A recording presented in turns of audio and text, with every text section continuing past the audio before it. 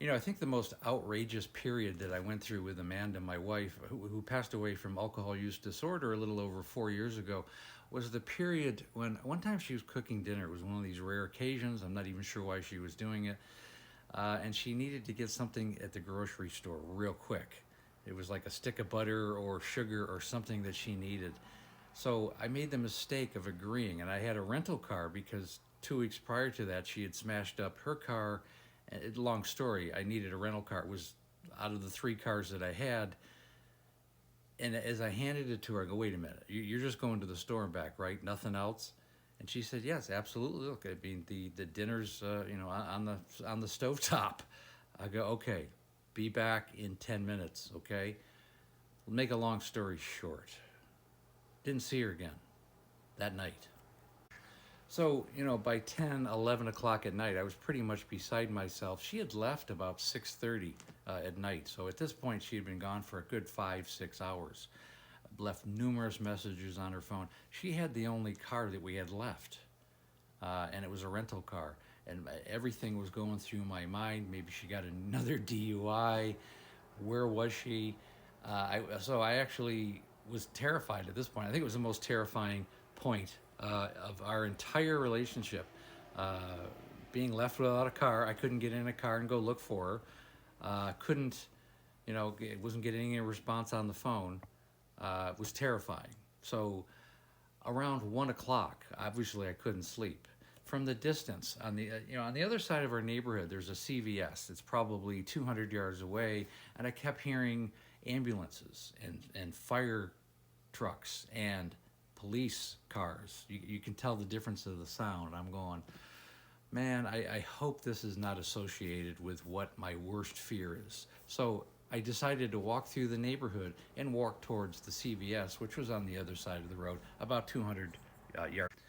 So I crossed the road, walked into the parking lot, and there was flashing lights all over the place.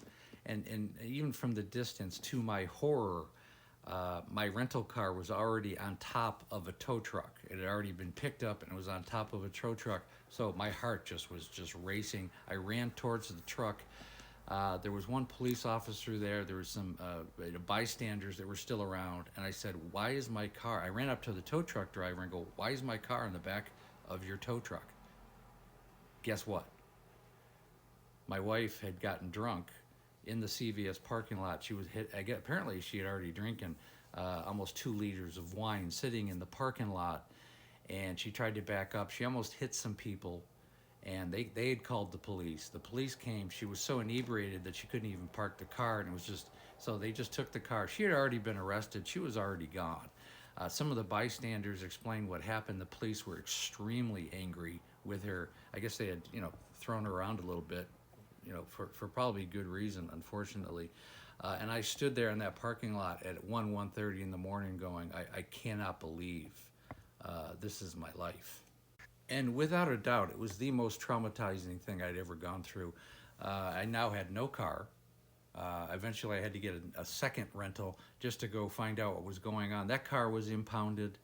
The rental car company would never rent to me again for a number of reasons. This is a brand new car that I think had less than 300 miles on it. She had, and I went to the impound lot, and she had actually dumped an entire bottle of wine. It was on the side of the car, on the passenger side seat, and all the wine had fallen out. So, I mean, the car, brand new car, covered in red wine, and had a big dent in it because she had hit like a divider of some sort. Brand new car. She was in jail. I got a call about 7:30 in the morning.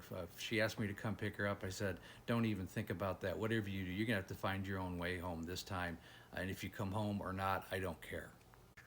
And again, I tell these stories in no way to disparage my wife. That's not the point of these. There's so many people who are going through this, families that are going through this exact same situation, and it's really is designed to expose this disease for what it is. It's a mental health illness, and it's horrible for the person. It was horrible for my wife to have to go through this, and it was just as horrible for myself and certainly our son to go through this kind of thing. Eventually I got another rental car, and Amanda eventually made it home. I think she got a friend to come pick her up.